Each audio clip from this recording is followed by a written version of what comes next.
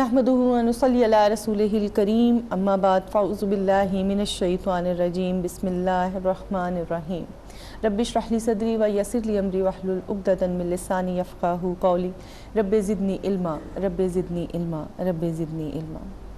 कि मोहम्मद से वफ़ा तूने तो हम तेरे हैं, ये जहाँ चीज़ है क्या लौहो कलम तेरे हैं। प्रोग्राम मेरी पहचान के साथ आपकी मेज़बान सहर शेख आपकी खिदमत में हाज़िर। तमाम देखने वालों को, सुनने वालों को मेरी जानिब से अस्सलामु अलैकुम व रहमतुल्लाहि व बरकातुहू।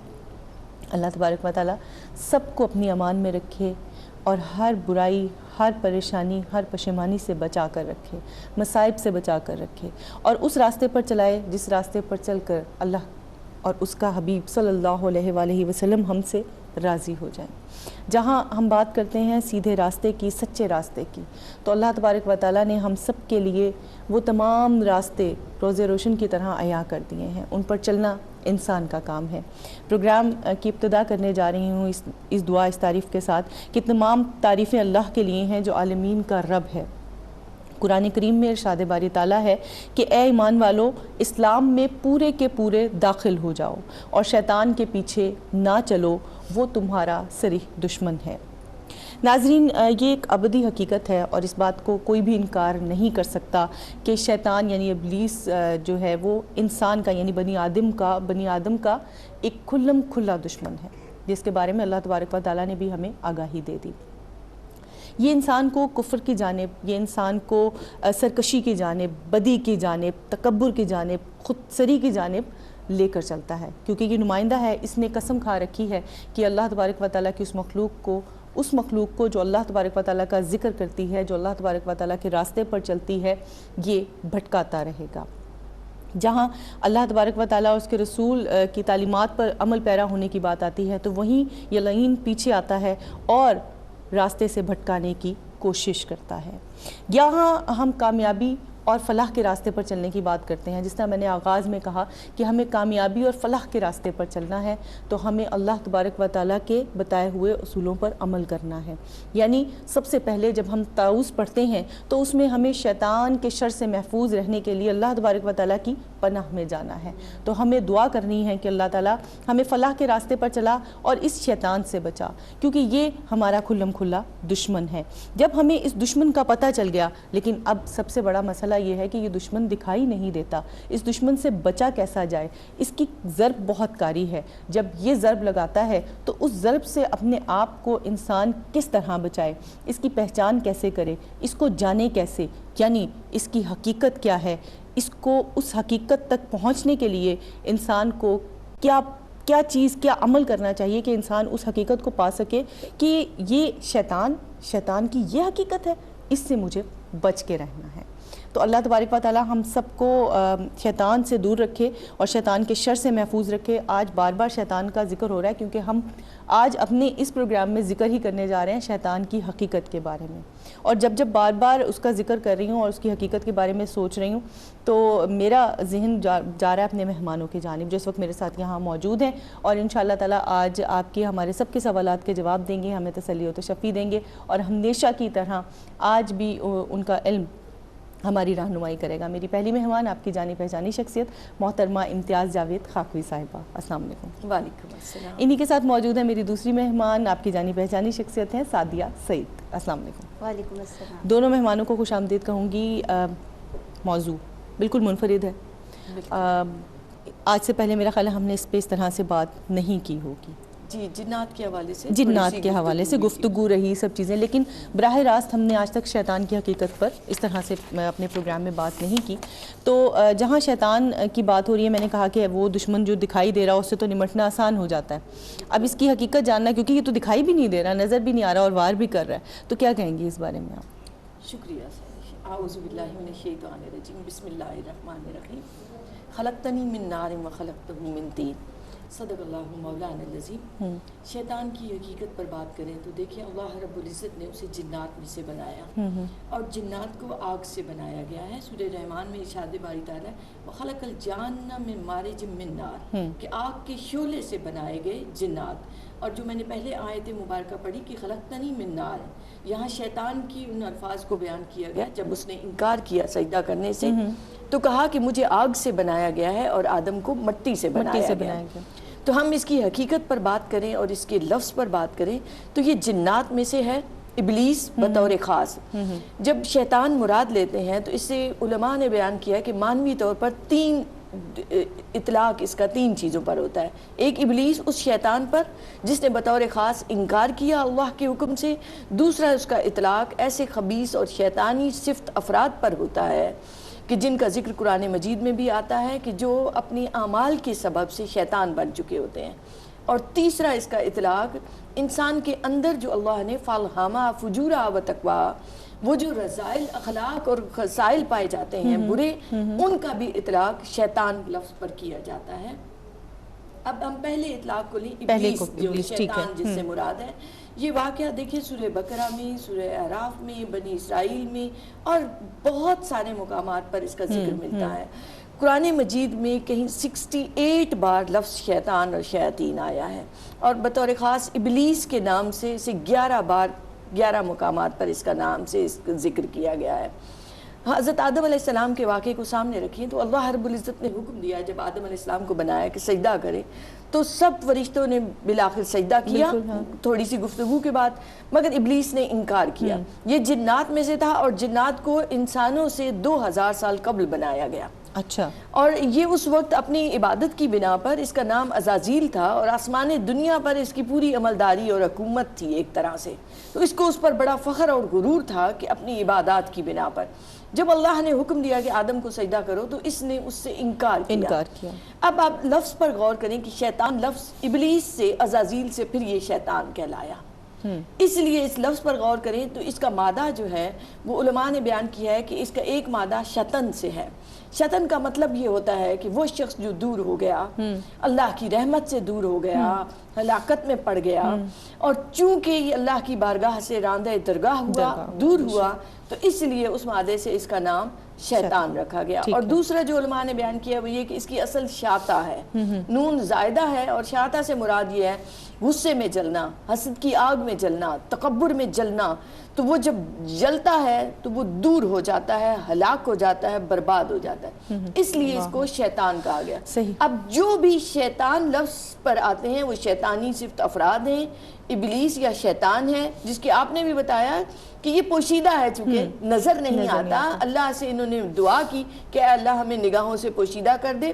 حضرت سلیمان علیہ السلام کے زمانے میں یہ ان کو نظر آتے تھے، ان کے وجود کو کثیف کر دیا گیا تھا، مگر عام لوگوں کی نگاہوں سے یہ چھپے رہتے ہیں، انہیں پوشیدہ رہنے کی ایک طاقت دے دی گئی ہے، اور یہ وسوسے ڈالتے ہیں، انسانوں کو بہکاتے ہیں، ان کو لے کر گمراہی کے راستے پر جانے کی کوشش کرتے ہیں تاکہ یہ انسان بھی اللہ سے دور ہو جائے، کیونکہ فطری طور پر وہ انسان سے حسد اور جلن کی بنا پر وہ اس سے ہر وقت ایک بغض اور کینہ رکھتا ہے، اور یہ اس کی خواہش یہ رہتی ہے، یہ برائی کی علامت نہیں بلکہ برائی کا محرک بن جاتا ہے کہ انسان سیدھے راستے پر نہ چل سکے۔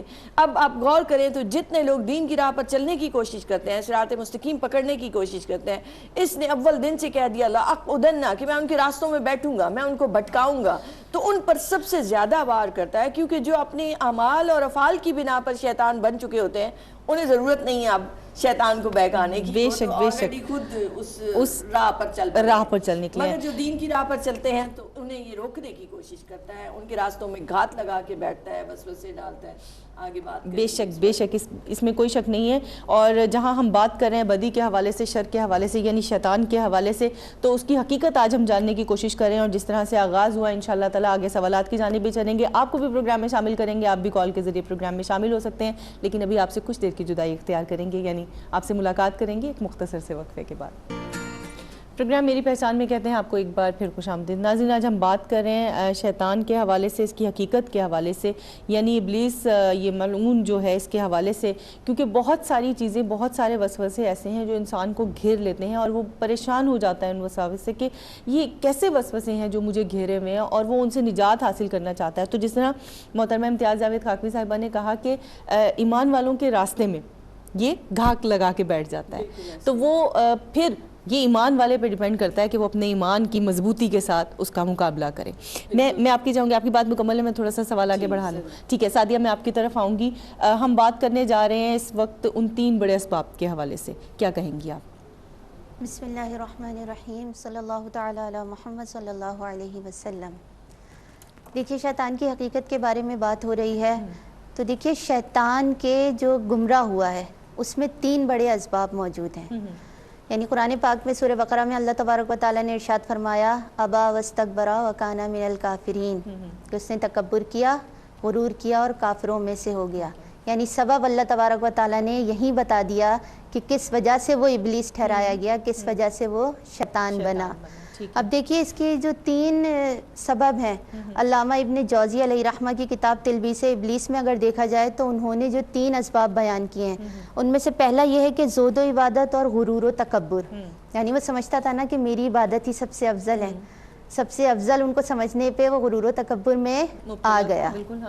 پھر تھا اقتدار کا غرور, جنات کا سربراہ تھا نا. پھر تھا کہ سجود آدم کے سلسلے میں حکم ربانی سے انکار اور سرکشی اور روح گردانی.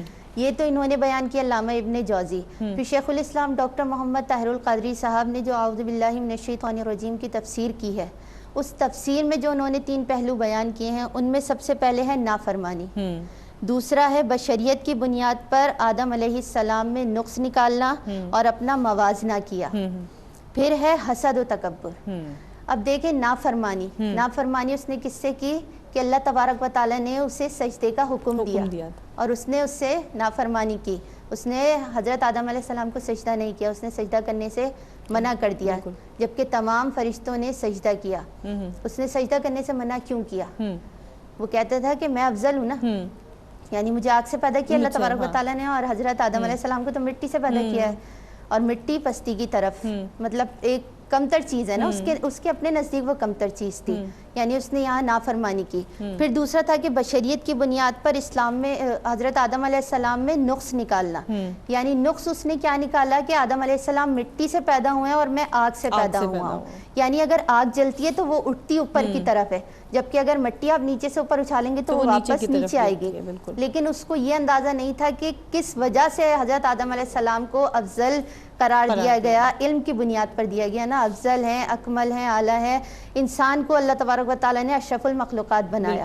پھر تھا حسد اور تکبر, اس نے حضرت آدم علیہ السلام سے کیا کہ اللہ تبارک و تعالیٰ نے انہیں مٹی سے بنایا, اور مٹی سے بنانے کے باوجود فرشتوں کو اور مجھے حکم دے رہا ہے کہ ہم سجدہ کریں, تو ہم کیوں کریں کہ میں تو آگ سے پیدا ہوا ہوں اور آگ تو افضل ہے. آگ مطلب مٹی سے زیادہ ہے نا آگ, تو اس لیے اس کے اندر یہ اتنے حسد و تکبر بھر گیا تھا کہ اس نے اللہ تبارک و تعالیٰ کی پھر نافرمانی کی اور وہ بھٹک گیا. جبھی اللہ تبارک و تعالیٰ نے سورہ بقرہ میں ابا واستکبر وکان من الکافرین کہہ کر ارشاد فرمایا کہ اس نے تکبر کیا. یعنی غرور و تکبر ایسی چیز ہے کہ اگر کسی انسان کے اندر آ جائے تو اس کی تمام عبادات, تمام نیکیاں اس کی رائے گاہ چلی جاتی ہیں, کھا جاتی ہیں. بالکل کہتے ہیں نا حسد تکبر یہ وہ ہے جو نیکیوں کو کھا جاتا ہے لکڑی. تو اس کی وجہ ہی یہی ہے کہ جب اللہ تبارک و تعالیٰ نے پسند ہی نہیں کیا ایک چیز کو, تو وہ کیسے ایک انسان کے اندر یہ چیز آ جائے اور اللہ تبارک و تعالیٰ اس کو پسند کرے. تو اس لیے کہا گیا کہ حسد و تکبر سے ہمیشہ بچنا چاہیے. اور یہ عام زندگی میں بھی دیکھیں تو جو زیادہ اونچے مقام پہ جا رہا ہو تو لوگ اس سے حسد کرتے ہیں, اور یہ حسد اور تکبر اگلے انسان کے دل میں شیطان کی ہی طرف سے آتا ہے کہ وہ شیطان ہی ڈالتا ہے کہ وہ شخص اتنا آگے جا رہا ہے اور تم دیکھو یہیں ہو. پھر وہ حسد کے ساتھ اور بھی بہت ساری روحانی بیماریوں کا شکار ہوتا چلا جاتا ہے. غلط طریقوں سے پھر وہ حسد کرتا ہے اس شخص کے ذریعے, یعنی اس کو غلط چیزوں میں مبتلا کر کے کہ اس طرح سے حسد کرو, اس طرح سے وہ نیچا نہیں دکھا پا رہے تم تو اس کے اوپر جادو کر دو یا فلاں چیز کر دو, اس طرح کے الزام لگا دو, بہتان کرو, یہ سب چیزیں جو انسان کے اندر شیطان ڈالتا ہے. بے شک. اچھا ناظرین, آج ہم بات کر رہے ہیں شیطان کی حقیقت کے حوالے سے, تو ہم عام زندگی کی بات کریں گے. اللہ تبارک و تعالیٰ نے انسان کو اشرف المخلوقات بنایا, یہ بات ابھی واضح بھی ہوئی, اور یہ بات آپ اور ہم پڑھتے بھی چلے آ رہے ہیں اور سمجھتے بھی ہیں اس چیز کو. لیکن اس کے باوجود کس طرح سے یہ شیطان نے اپنا پروگرام سیٹ کر رکھا ہے بنی آدم کے لیے, یعنی آدم کی اولاد کے لیے, کس طرح سے اپنا پروگرام سیٹ کر رکھا ہے, وہ کس طرح سے اغوا کر رہا ہے, کس طرح سے اس نے اغوا و اضلال کے جو معاملات ہیں یہ بنا رکھے ہیں, کس طرح سے اس کا طریقہ واردات کیا ہے. کیونکہ دیکھیں عام معمولات زندگی میں یہ چیزیں بعض دفعہ تو سمجھ میں ہی نہیں آ رہی ہوتی, انسان سوچ رہا ہوتا ہے میں صحیح, لیکن وہ غلط ہو رہا ہوتا ہے. کیا کہیں گے اس بارے میں؟ دیکھیے جب ہم کتاب و سنت کا مطالعہ کرتے ہیں تو ہمیں پتہ چلتا ہے کہ اللہ رب العزت نے واضح انداز میں بتا دیا کہ اس انداز سے وہ تم پر حملہ آور ہوگا، اور اس میں سب سے پہلی بنیادی چیز کیا ہے؟ وسوسے ڈالتا ہے، جس کا سورہ ناس میں بھی ذکر آتا ہے کہ الذی یوسوس فی صدور الناس، کہ انسان کے سینوں میں دلوں میں جا کے وہ وسوسے ڈالتا ہے۔ انسان جب ذکر سے غافل ہو جاتا ہے تو وہ اپنی چونچ انسان کے دل میں ڈال لیتا ہے، حدیث مبارکہ سے یہ بات ثابت ہے۔ تو جہاں ذکر ہو رہا ہوتا ہے وہاں اسے باہر رہنا پڑتا ہے، تو جب انسان ذکر سے غافل ہوا اس نے اپنی چونچ ڈالی، کوئی نہ کوئی وسوسہ ڈال دیا، پھر وہ کیا کرتا ہے کہ انسان کو کفر میں مبتلا کرنے کی کوشش کرتا ہے، اور اس کا طریقہ کیا ہوتا ہے کہ اسے کبائر گناہ کروائے۔ گناہ کبیرہ میں جب انسان مبتلا ہو جاتا ہے تو بتدریج وہ کفر تک چلا جاتا ہے، اور اگر وہ اس بہکاوے میں نہیں آتا تو اسے صغیرہ گناہ بار بار کروائے گا۔ اس سے بھی اور آگے بڑھے تو اس کی یہ طریقہ واردات ہے، فرائض سے اسے غافل کر دے گا۔ فرائض سے غافل ہوگا انسان تو اسے مباح چیزوں میں اتنا مشغول کر دے گا، اتنا مصروف کر دے گا کہ وہ فرائض کی طرف جا ہی نہیں پاتا۔ یہ اس کا طریقہ کار ہے کہ جہاں جس انداز میں ممکن ہو تو انسان کو روکنے کی کوشش کرو۔ اب آپ دیکھیں تو پہلی اس کی کوشش یہ ہے کہ کفر کی طرف لے کر جائے، اور اس میں زیادہ اس کا جو ساتھ دیتے ہیں وہ لوگ جو جادو کی کوشش کرتے ہیں۔ اب آپ دیکھیں سفلی علوم اور کالا علم جتنا ہے وہ سارا انسان کو کفر کی طرف لے جاتا ہے، اور علماء نے بیان کیا ہے کہ جادوگروں کو دیکھیں آپ تو جب شیطان ان کا ساتھ دیتا ہے تو کس بنا پر ان کی مدد کر رہا ہوتا ہے کہ وہ نجوم کی عبادت کریں، ستاروں کی عبادت کریں، وہ اللہ کی عبادت سے اسے غافل کرواتا ہے۔ پھر جادوگر نجاست کا پلندہ بن جاتا ہے اس شیطان کے کہنے پر چلتے چلتے۔ ہمیں آگاہ رہنا چاہیے، یہ لوگ جو آج بھی اس طرف جاتے ہیں انہیں یاد رکھنا چاہیے کہ یہ راستہ ہی کفر کا راستہ ہے۔ پھر آپ دیکھیں تو نظر بد کا جو شر ہے اس میں بھی شیطان کا عمل دخل ہوتا ہے۔ جنات کے ذریعے وہ انسانوں کو، جو شر جنات ہوتے ہیں انہی کو ہم شیطان بھی کہتے ہیں، ان کا شر آپ دیکھیں تو معاشرے میں مختلف انداز سے نظر آئے گا۔ دیہاتوں میں آپ چلے جائیں تو جنات پریشان کر رہے ہوتے ہیں، یہ سارے شیاطین کے اثرات ہوتے ہیں جو انسانوں کو ہر انداز سے تنگ کرنا چاہتے ہیں۔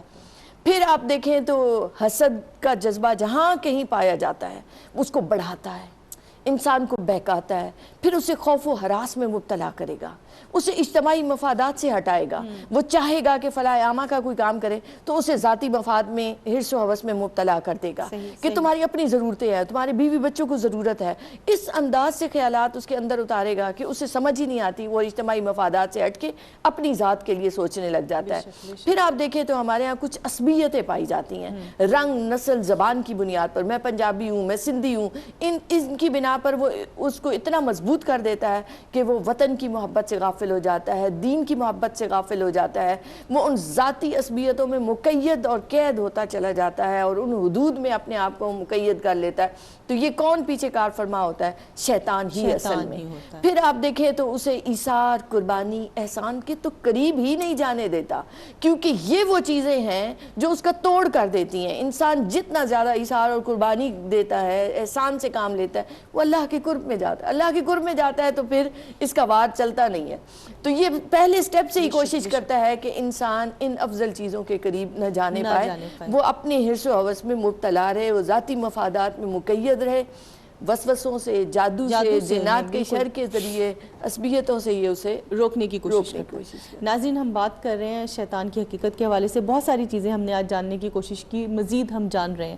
ہم یہ جاننا چاہ رہے ہیں کہ کس طرح سے شیطان انسان کے دل و دماغ پر قابض ہو جاتا ہے، کیا ذریعہ ہے، کس طرح سے، جبکہ ہمیں اور راستے بھی دکھائے گئے ہیں کہ کس طرح سے اس سے بچا جا سکتا ہے، لیکن یہ سوال بھی بار بار دماغ میں اٹھتا ہے کہ وہ دل و دماغ پر قابض کیسے ہوتا ہے۔ اس سوال کے ساتھ واپس آؤں گی پروگرام میں، ایک مختصر سے بریک پہ جا رہی ہوں، انشاءاللہ تعالی ملاقات ہوگی اس مختصر سے وقفے کے بعد۔ پروگرام میری پہچان میں کہتے ہیں آپ کو ایک بار پھر خوش آمدید۔ ناظرین، آج ہم بات کر رہے ہیں شیطان کی حقیقت کے حوالے سے۔ جدید سائنس ہو یا ہمارے اسلاف کا انمول ورثہ، یعنی ہم روحانی سائنس کی اگر بات کریں تو دونوں ہی اس بات پہ متفق ہیں کہ انسانی ذہن خیالات کا مجموعہ ہوتا ہے، اور ایسی کوئی ساتھ، کوئی لمحہ، کوئی گھڑی نہیں ہوتی کہ جب انسان کے ذہن میں خیالات نہ آتے ہوں۔ اور یہی بات اگر ہم شیطان کے حوالے سے کریں تو ہم دیکھتے ہیں کہ شیطان کو کوئی ایسی غیر معمولی قوت و طاقت حاصل نہیں کہ وہ اشرف المخلوقات، یعنی جو مخلوق میں سب سے اشرف ہے، اس کو بزور قوت پکڑ کر گناہوں میں دھکیل دے۔ جب یہ بات ذہن میں آتی ہے تو پھر سوال آتا ہے کہ پھر وہ کیسے انسانی دل و دماغ پر قابض ہو جاتا ہے اور اشرف ہونے کے باوجود اس کا اعلیٰ کار بن کر رہ جاتا ہے. یہی سوال لے کر میں چلوں گی سعدیہ کی جانب. جی سعدیہ. بسم اللہ الرحمن الرحیم. دیکھیے سورہ ناس میں اللہ تبارک و تعالیٰ ارشاد فرماتا ہے الذی یوسوس فی صدور الناس، کہ وہ دلوں میں وسوسے پیدا کرتا ہے. پھر دیکھیے ایک اور مقام پہ اللہ تبارک و تعالیٰ نے فرمایا کہ لقد خلقنا الانسان فی احسن تقویم، کہ اللہ تبارک و تعالیٰ نے انسان کو احسن تقویم بنایا ہے. یعنی طاقت میں، قوت میں، کردار میں، اطوار میں، ہر لحاظ سے انسان شیطان سے افضل ہے. شیطان میں یہ طاقت ہی نہیں ہے کہ وہ انسان کو بہکائے، مگر وہ دلوں میں وسوسہ ضرور ڈالتا ہے، اور اس وسوسے کو اگر اس کا شکار انسان ہو جاتا ہے تو پھر وہ بہکتا ہے. یعنی یہ جو شیطان ہے یہ خود اس کے اندر اتنی طاقت نہیں ہے کہ کسی بھی انسان کو راہ راست سے ہٹا دے. یہ جب اللہ تبارک و تعالیٰ کی بارگاہ سے دھتکارا گیا تھا تو اس وقت اس نے اللہ تبارک و تعالیٰ سے کہا تھا کہ میں صراط مستقیم پہ بیٹھوں گا، وہاں آنے والے بندوں کو بھٹکاؤں گا. اب اگر ہم سمتوں کو اگر دیکھ لینا تو اس نے، اگر شیطان کو دیکھا جائے تو شیطان نے دائیں بائیں اور آگے پیچھے 4 سمتوں سے انسان کو بہکا سکتا ہے، لیکن سمتیں 6 ہوتی ہیں. پھر بھی ہمارے پاس 2 سمت رہ گئیں، یعنی اوپر کی سمت اور نیچے کی سمت. اوپر کی سمت سے ہم اللہ تبارک و تعالیٰ کی بارگاہ میں بھی حاضر ہو سکتے ہیں اور نیچے کی سمت سے بھی. اب اوپر کی سمت سے دیکھا جائے تو اللہ تبارک و تعالیٰ کی بارگاہ میں ہم دعا کے ذریعے سے اس کا قرب حاصل کر سکتے ہیں.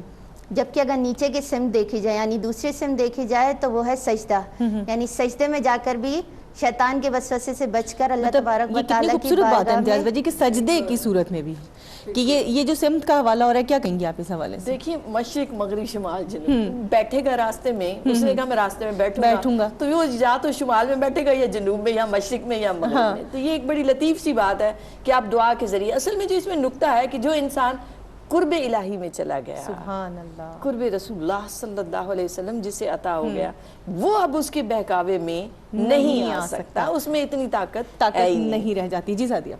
بے شک، بس میں یہی بات کر رہی تھی کہ اللہ تبارک و تعالیٰ اگر شیطان کے پاس اتنی، اگر ہم سمجھ لیں کہ تھوڑی سی طاقت بھی ہے تو انسان کے پاس تو اس سے بڑھ کر طاقت ہے کہ وہ اللہ تبارک و تعالیٰ کا قرب اتنی آسانی سے حاصل کر سکتا ہے کہ اس کے حضور سجدہ ریز ہو جائے. اور جو اللہ تبارک و تعالیٰ کا مقرب بندہ اور اپنی عبادات میں عز و انکساری ظاہر کرنے والا بندہ، وہ کبھی شیطان کے وسوسے میں آ ہی نہیں سکتا، کیونکہ اس کا کام ہی ہے کہ رب تبارک و تعالیٰ کی بارگاہ میں سربا سجود رہنا ہر لمحہ. اور شیطان، ویسے تو شیطان غافل ہی زیادہ تر پڑتا، وہ کس کے پیچھے؟ کافروں کے پیچھے اس کو پڑھنے کی ضرورت نہیں ہے، وہ پہلے سے بہکے میں، وہ پڑھتا ہی ایسے انسان کے پیچھے ہے جو اللہ تبارک و تعالیٰ کی راہ میں سربا سجود رہے. تو یہ بہت اچھا، بہت آسان طریقہ ہے کو بہکانے کی تو اس کو ضرورت ہی نہیں ہے، وہ تو پہلے سے بہکا ہوا ہے نا، وہ تو پہلے سے بہکا ہوا ہے.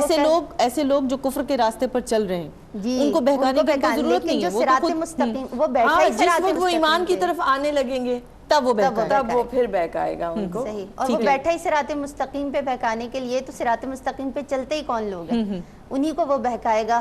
تو یعنی وہ بہکانے میں بھی صرف 4 سمت سے آ سکتا ہے، تو 2 سمتیں تو پھر بھی ہمارے پاس موجود رہیں کہ ہم اللہ تبارک و تعالیٰ کا قرب اس کے حضور دعا کر کے اور اس کے حضور سجدہ کر کے حاصل کر سکتے ہیں. یہ 2 چیزیں بہت طاقتور ہیں اور انہی میں دعا میں اثر، دعا میں تاثیر موجود ہے. اگر آپ خلوص دل سے، خلوص نیت سے دعا کریں گے تو وہ ضرور قبول ہوگی، اور اگر سجدہ عاجزی اور انکساری کے ساتھ ہوگا تو اللہ کی بارگاہ میں ضرور مقبول ہوگا. جہاں ہم بات کر رہے ہیں انسان کو بہکانے کی، اس کو اغوا کرنے کی، تو اسی طرح سے 2 چیزیں اور میرے ذہن میں آ رہی ہیں. سب سے پہلے تو میں نفس کے حوالے سے جاننا چاہوں گی کہ نفس اور شیطان، یہ 2 چیزیں جب سامنے آ رہی ہیں تو ان کے بہکاوے میں، کیوں کہتے ہیں نفس نے بہکا دیا، شیطان نے بہکا، یہ 2 چیزیں سننے میں آتی ہیں، کیا کہیں گے آپ؟ دیکھیے انسان کو بنایا اللہ رب العزت نے تو جیسے اس کو حواس ظاہریہ عطا ہوئے، ایسے حواس باطنیہ عطا ہوئے، جن میں سے ایک نفس ہے.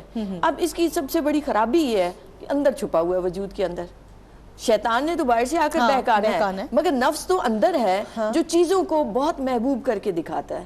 یعنی ایسا دشمن جو آپ کے اندر چھپا ہوا ہے، اس سے لڑنا آسان نہیں ہوتا. اس لیے آپ دیکھیں تو اہل ایمان اور خصوصی طور پر صوفیاء اور اولیاء آخر تک اپنے اس نفس کی پاکیزگی کے لیے لگے رہتے ہیں، کوشش کرتے ہیں. اور جو نفس کو پاک کر لے، قد افلح من زکا، وہ کامیاب ہو گیا. نفس کی پھر اقسام ہے کہ نفس امارہ ہے، نفس لوامہ ہے، نفس مطمئنہ تک پہنچنے میں زندگیاں لگ جاتی ہیں، کوئی آسانی سے نہیں پہنچ پاتا. اب نفس کے بہکاوے اور شیطان میں فرق کیا ہے کہ انسان نفس کے بہکاوے میں آ گیا، ہوائے نفسانی، خواہشات نفسانی کی پیروی میں لگ گیا، گنجائش موجود ہے، توبہ کے دروازے کھلے ہوئے ہیں، اسے سمجھ آ جائے، نورانیت اس پر غالب آ گئی، قلب کی کوئی عبادت اس کا نور کام آ گیا تو وہ نفس کے اس سے بچ گیا اور پھر توبہ کی طرف آ گیا تو پھر سے اللہ نے اسے معاف کر دیا۔ مگر جب شیطان کے بہکاوے میں آ جاتا ہے، اور شیطان وار ہی اس انداز سے کرتا ہے کہ نفس کے وزیر کے طور پر اسے مشورے دیتا رہتا ہے، تو جب انسان شیطان کے بہکاوے میں آنا شروع ہو جاتا ہے تو شیطان کی بہت زیادہ یہ کوشش ہوتی ہے کہ اسے اصل راستے سے بھٹکا دے، اسے کفر کی طرف لے جائے۔ تو نفس کی تباہ کاریوں سے کہیں زیادہ پھر شیطان کی تباہ کاریاں اور ہلاکتیں انسان کے اس باطنی وجود پر ہو جاتی ہیں۔ پھر آپ دیکھیں انسان جتنا کمزور ہوتا چلا جاتا ہے باطنی طور پر، روحانی طور پر، وہ اتنا ہی خیر سے دور ہوتا چلا جاتا ہے، شر میں گرتا چلا جاتا ہے۔ آپ اس کے مختلف مظاہر آپ دائیں بائیں دیکھ رہے ہیں، دیکھ سکتے ہیں بالکل، کہ اس سے انسان اس ذلت و رسوائی کے گڑھے میں جا گرتا ہے کہ جس سے نکلنا ہی بہت مشکل ہو جاتا ہے۔ اچھا ایک اور بھی چیز ہے امتیاز بھائی، ہم اس چیز کو اگر دیکھیں آج کل کے دور میں ناظرین، جو مجھے بھی لگتا ہے کہ لوگ روحانی طور پر صحت کو دیکھنا چھوڑ چکے ہیں، جسمانی طور پر دیکھ رہے ہیں، آنکھ ٹھیک ہے، ناک ٹھیک ہے، دکھائی صحیح دے رہا ہے، آپ کو کھانے میں ذائقہ صحیح محسوس ہو رہا ہے، چلنے پھرنے کی قوت صحیح ہے، طاقت کتنی ہے، یہ اس چیز کو زیادہ کنسیڈر کیا جا رہا ہے، کیا کہیں گے آپ؟ اب دیکھیں تو جس طرح سے ہماری جسمانی غذائیں اس مادہ وجود کے لیے مادیت پر مشتمل ہیں، یہ ساری غذا، روٹی پانی آپ جتنا لیں، یا آپ ہنسنے بولنے کو لیں، پکنک منانے کو لیں، اب اس کے اپوزٹ نورانی اتنی ہی لطیف ہیں کہ جیسے آپ کی جسمانی غذا کی ضرورت ہے ویسے ہی روح کی لطافت اس بات کی متقاضی ہے کہ کبھی روزہ رکھو، صحیح، کبھی بھوکے رہو۔ اب بھوکا رہنا کوئی آسان بات نہیں ہوتی، وہ اس راہ پہ نہیں چلنے دیتا، اس لیے صوفیاء نے 3 طریقے بتائے: قلت طعام، قلت کلام اور قلت منام۔ اس سے روح کو قوت اور طاقت ملتی ہے، یہ روح کی غذا ہے کہ کبھی بھوکے رہو، کبھی رات کو جاگو، خوشی و خضوع لانے کی کوشش تو کرو۔ انسان جب عزم اور ارادے سے اس راہ پر چلتا ہے تو اس کو راستے کو آسان کیا گیا ہے۔ اعوذ باللہ پڑھو، اعوذ باللہ من الشیطان الرجیم، اعتراف کرو اللہ کے آگے کہ مولا میں بے بس ہوں، میں شیطان کے بہکاوے میں آ جا، تو مجھے بچا لے، اپنی پناہ عطا فرما۔ پھر آپ دیکھیں تو ہمیں 4 کل عطا کیے گئے، ان 4 کل کو پڑھ لیا جائے۔ آیت الکرسی اتنی خوبصورت آیت مبارکہ ہے، جو پڑھنے والا ہے کثرت سے وہ شیطان کے بہکاوے میں اتنی آسانی سے نہیں آ سکتا۔ پھر آپ دیکھیں تو سورہ بقرہ کی پوری سورہ مبارکہ نہیں پڑھ سکتے، آخری 2 آیات پڑھ لیں، وہ آخری 2 آیات ایسے گول گول کے مٹ کے پڑھیں۔ ربنا لا تؤاخذنا ان نسینا او اخطانا ربنا ولا تحمل علینا اسرا کما حملته علی الذین من قبلنا ربنا ولا تحملنا ما لا طاقت۔ جتنا اس کو سمجھ کے آپ پڑھیں گے اللہ کی بارگاہ اپنی بے بسی کا بھی اعتراف ہے، خوشی و خضوع بھی آتا ہے، اور اللہ بندے کو یوں سمیٹ لیتا ہے، اس کی رحمت تو منتظر رہتی ہے کہ بندہ میری طرف آنے کی کوشش تو کرے، میں تجھے بچا لوں گا۔ شیطان سے بھی، قدم چلتے ہو اللہ تبارک و تعالیٰ 10 قدم آگے بڑھ جاتی ہے، مگر ہم خیال تو کریں، عزم اور ارادے سے کام تو لیں، اس کی بارگاہ کی طرف رجوع تو کریں کہ مولا تو ہمیں اپنی پناہ عطا کر۔ اور وہ کہتا ہے فَاسْتَعِذْ بِاللَّهِ إِنَّهُ هُوَ السَّمِيعُ الْعَلِيمُ، دل کی باتوں کو بھی سنتا ہے، دعاؤں کو بھی سنتا ہے، وہ جو چھپی ہوئی ہیں کہیں لا شعور تحت شعور میں بھی دعائیں، وہ ان کو بھی جانتا ہے، جاننے والا بھی ہے، سننے والا بھی ہے۔ تو ہم پتہ نہیں اس سے کیوں غافل ہو جاتے ہیں۔ تو قرب الہی کی تمنا رکھیں، قرب رسول اللہ صلی اللہ علیہ وسلم کی دعائیں مانگا کریں، تو جب یہ دعا رہتی ہے تو انسان شیطان سے بچا رہتا ہے۔ پھر اپنی بے بسی کا اعتراف کرتے رہے، میرا کوئی علم نہیں مولا، میری کوئی عبادت نہیں، عبادات کے ڈھیر لگا دینے اور پھر یہ کہنا کہ مولا ابھی تیری عبادت کا تو حق ادا ہوا ہی نہیں، میں یہ کر ہی نہیں سکتا مولا، میری تو اتنی طاقت ہی نہیں، تو میری ٹوٹی پھوٹی عبادت کو قبول فرما لے، خوشی و خضوع لانے کی کوشش کر۔ تو انسان شیطان اور نفس دونوں کے بہکاووں سے بچ سکتا ہے اگر اس نے ان تدابیر کو اپنا لیا۔ بے شک جہاں بات ہو رہی ہے شیطان سے بچنے کی، یعنی اس کے شر سے محفوظ رہنے کی اور اپنے نفس کو اس سے محفوظ کرنے کی، تدابیر اختیار کرنے کی، تو بہت ساری تدابیر محترمہ امتیاز جاوید خاکوی صاحبہ نے بھی بتائیں، قرآن حکیم ہمیں آگاہ کر رہا ہے۔ اور جیسا میں نے کہا کہ ابتدائی جب ہم کر رہے ہوتے ہیں تو وہ تعارف سے کر رہے ہوتے ہیں، تھوڑا سا معاشرتی حوالے سے بھی آؤں گی آپ کی طرف سعدیہ۔ جس طرح سے ہم دیکھ رہے ہیں کہ معاشرتی اعتبار سے ہم انسان بہکاوے میں آ جاتے ہیں، ایک دوسرے کے ساتھ حسد ایک دوسرے کے سامنے چغلی، ایک دوسرے کے لیے جھوٹ بول جانا، سب چیزیں، ان تمام چیزوں کے حوالے سے کیا گائیڈ لائن دو گے ہماری دیکھنے والی بہنیں اس وقت کیونکہ سب سے زیادہ خواتین جلدی ان چیزوں کا شکار ہو جاتی ہیں، کیا کہو زبان، ہاں کیا کہیں گے آپ؟ بسم اللہ الرحمن الرحیم. دیکھیے یہ جو ساری چیزیں جو معاشرتی برائیاں آتی ہیں، اگر ان کی جڑ دیکھ لی جائے نا تو وہ غصہ ہے. کہ اگر ایک انسان کی طرف سے دوسرے انسان کو جب غصہ ملتا ہے نا، جب اس کو غصہ آتا ہے، تو اسی لیے تو قابو کرنے کے لیے کہا گیا کہ غصہ، کہ آپ صلی اللہ علیہ وسلم نے فرمایا کہ غصہ آتا ہی شیطان کی طرف سے نا، اور شیطان کو بنایا آگ سے گیا ہے. لہٰذا جب تمہیں غصہ آئے تو تم وضو کر لو. اور غصہ پانی، یعنی آگ پانی کو ٹھنڈا کرتا ہے نا، اسی لیے غصے میں وضو کرنے کا حکم دیا گیا.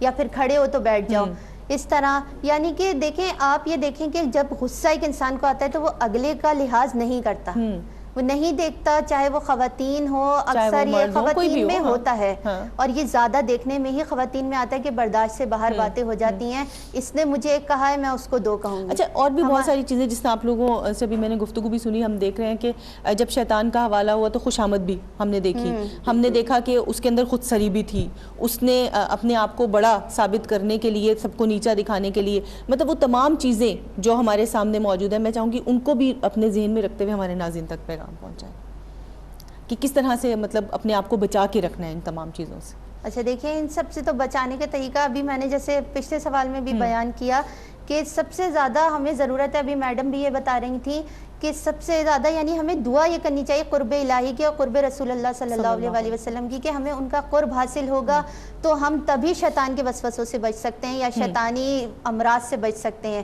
اس کے علاوہ ہمارے پاس کوئی ایسی تدبیر نہیں ہے کہ جن سے ہم بچ سکیں. یعنی یہ نہیں کہ ہم دنیا میں مگن ہیں وہ ہیں اور پھر ہم کہیں ہمیں شیطان سے بھی بچنا ہے.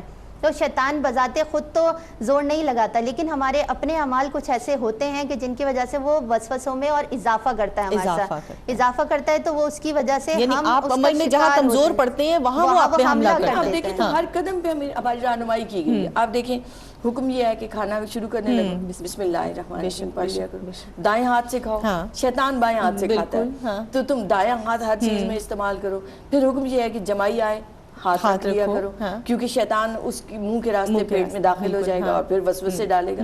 تو ہر سٹیپ پر رہنمائی کی گئی ہے، مگر بات یہ ہے کہ ہم فکر اور تدبر سے کام تو لیں، ہم اس سے بچنے کی کوشش تو کریں.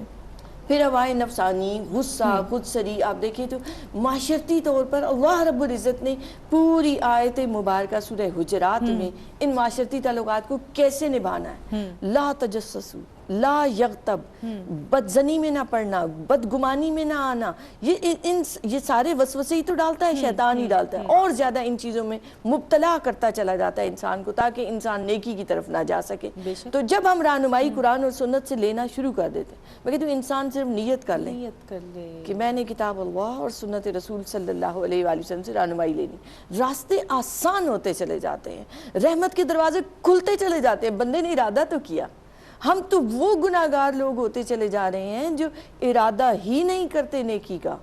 آپ ارادہ کر کے دیکھیں، ہم جو بار بار کہتے ہیں قرب الہی کی تمنا اور دعا، تو دعا کون کرے گا؟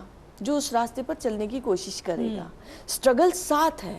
اللہ نے عمل کی قوت دی ہے، تمہیں اختیار دیا ہے، تمہیں طاقت دی ہے، اہلیت دی ہے، جس کی بات زادیہ نے بھی کی کہ انسان کو ہر لحاظ سے آسن تقویم بنایا ہے. تو آسن تقویم ہونا ایک بہت بڑا منصب ہے، بہت بڑا عہدہ ہے. تو اس کے تقاضوں کو بھی تو نبھاؤ. پھر اللہ نے ہونے کے ناطے، ایک بیوی ہونے کے ناطے، ایک بہن، ایک بیٹی، ان تمام چیزوں کو لے کر چلنا بہت ضروری ہے، بہت ضروری ہے. آپ جس رشتے میں ہیں، آپ جس منصب پر ہیں، آپ کوئی اسٹوڈنٹ ہوگا، کوئی ٹیچر ہوگا، کوئی آفس میں کام کر رہا ہوگا، آپ ہر لمحہ اپنے آپ کو اللہ کی پناہ میں دیتے رہیں.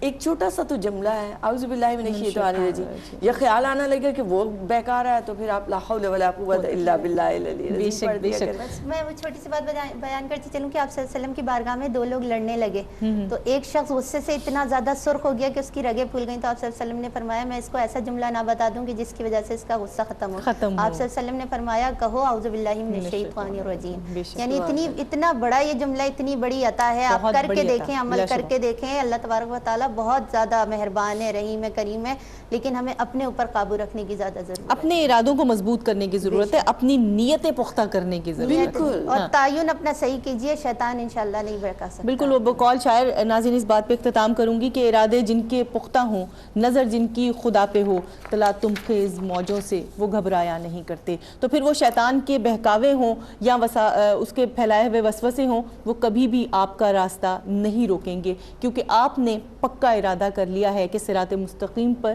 چلنا ہے اور اسی راستے پر چلتے ہوئے جان دینی ہے، اور جب اس دنیا سے جانا ہے تو لب پر کلمہ لا الہ الا اللہ محمد رسول اللہ تحفتاً ساتھ لے کر جانا ہے، تاکہ ہماری آخرت بھی خیر اور نیک اور جنت کے دروازوں کے ساتھ کھل جائے۔